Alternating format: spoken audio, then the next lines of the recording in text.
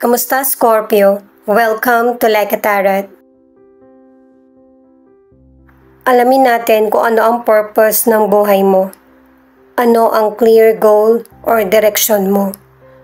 Ano ang kaya mong isakripisyo o ano ang gusto mong masolve? Paalala para sa mga bagong viewers na ang reading na ito ay timeless reading. General reading, ano man ang edad mo or gender mo, kunin mo lang kung ano yung akma sa sitwasyon mo.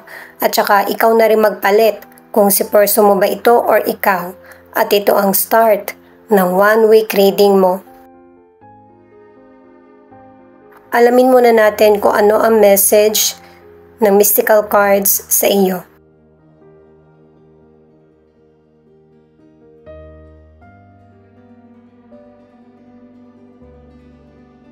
Pinapakita ng card na ito na mabuti ka sa kapwa mo. Pero bago mo ibigay yung gusto, pinapayuhan mo muna. Kasi hindi sa lahat ng oras ay maibibigay mo yung pangangailangan ng person. Itong card na ito nagsasabi na magaling ang judgment mo. Kasi nauunawaan mo yung nakikita mo, nararamdaman at situation. Maaari na ma-misinterpret ng kapwa mo yung masasabi mo, pero hindi ka naman magbibitaw ng salita ng tingin mong hindi naman naaayon. May ilang Scorpio na meron kang sisimulan na bagong journey. Maaari na patungkol ito sa kalusugan mo. I-offer sa iyo ito ng universe na para maging maganda ang buhay mo sa present at pati na rin sa future. Meron kang sisimulan na journey na magpapa-excite sa iyo. Maaari din na patungkol ito sa career o kaya sa negosyo. May mga ma-achieve ka na hindi mo inaakala. Alamin natin ang situation mo.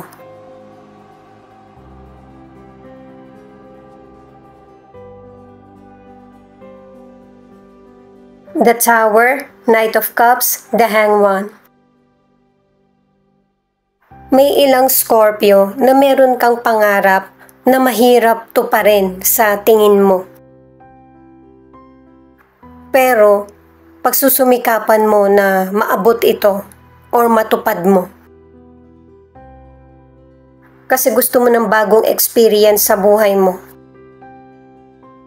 Marami kang may encounter na magpapapigil sa'yo sa pangarap mo, pero magpapatuloy ka pa din. Ang ilan sa inyo pwedeng matatapos na yung kontrata mo sa trabaho, o kaya ang ilan sa inyo sa negosyo ay tingin mo hindi na umuunlad yung nasimulan mo. Pero may malaking pagbabagong mangyayari na ang ilan sa inyo pwedeng merong mag-offer sa'yo ng ibang trabaho o kaya negosyo. Ang ilan naman, yung posisyon na gusto mo sa trabaho ay mapupunta sa iyo.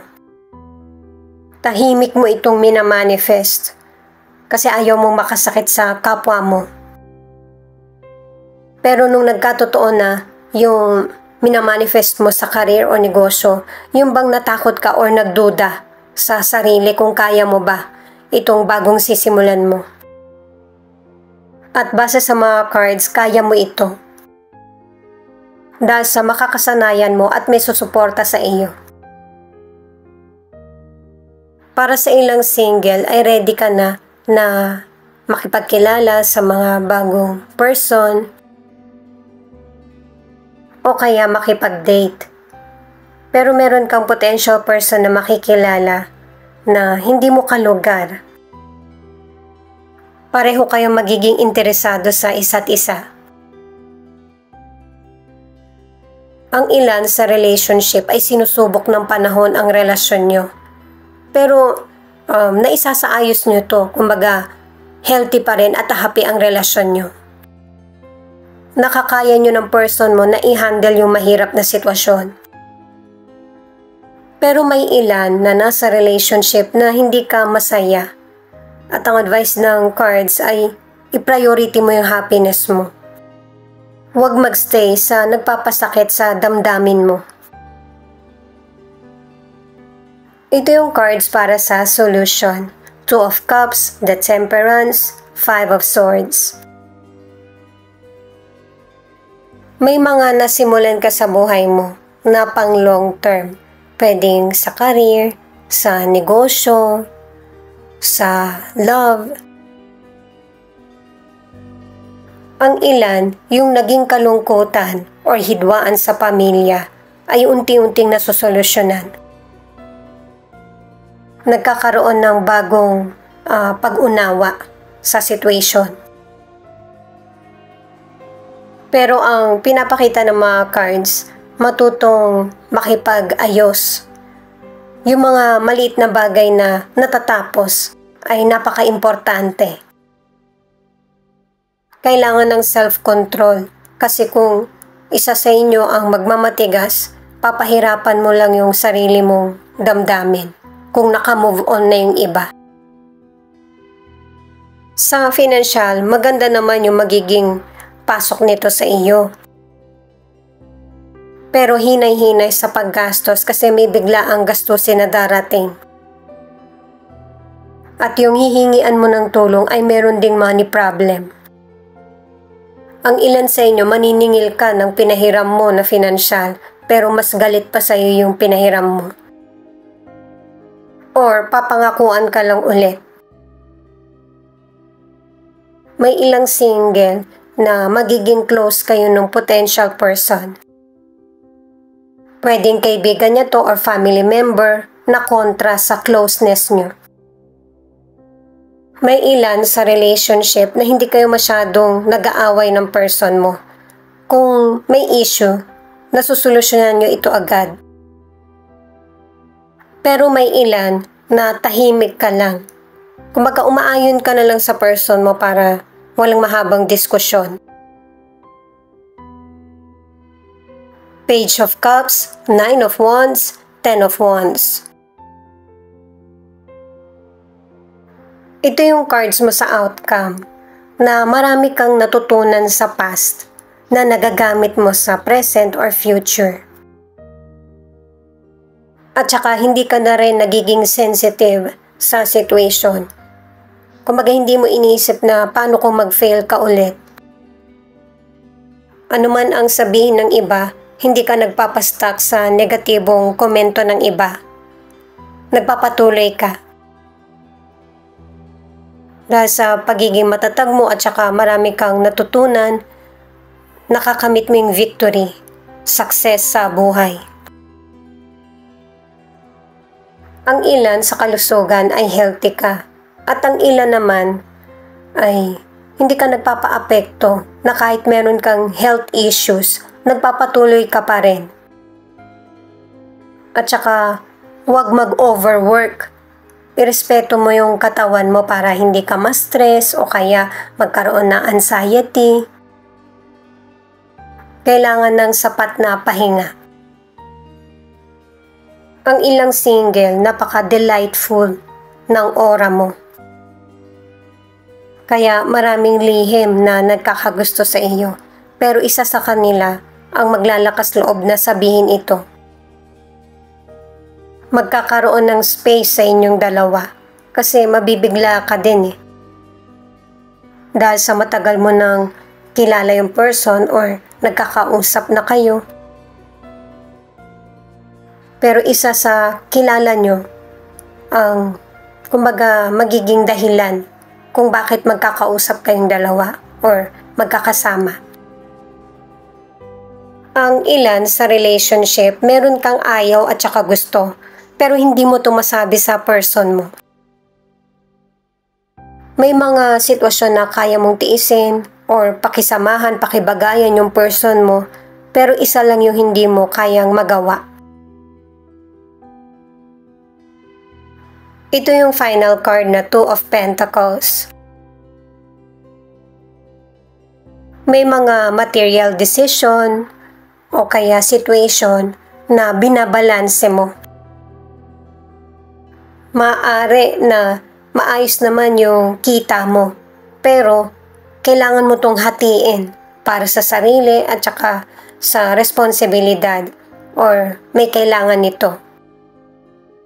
Pero hindi mo to habang buhay na magagawa kasi kakailanganin mo pa rin yung tulong ng kapwa mo or ng person mo.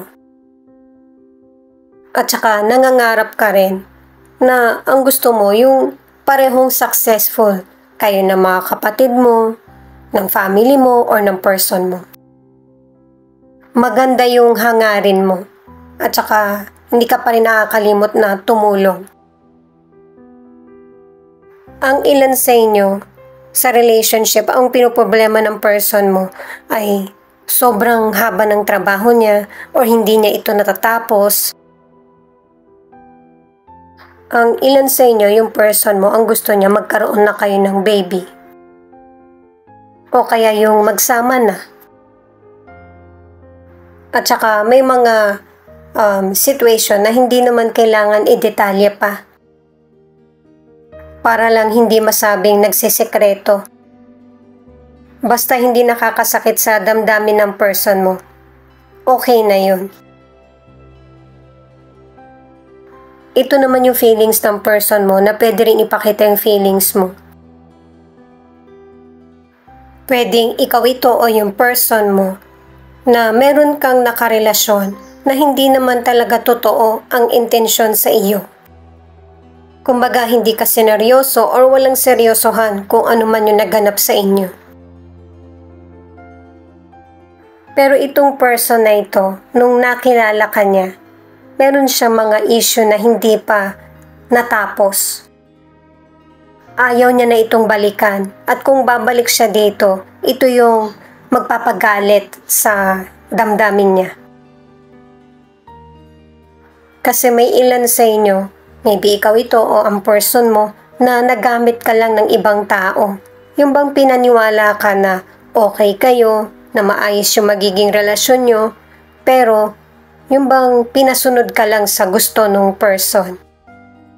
Malaking trauma ito sa iyo or sa person mo. Yung sinimulan yung relasyon ang naging bagong simula sa buhay niya. Naging masaya siya sa buhay niya, nawala yung trauma niya, natuto siya muling magtiwala sa love.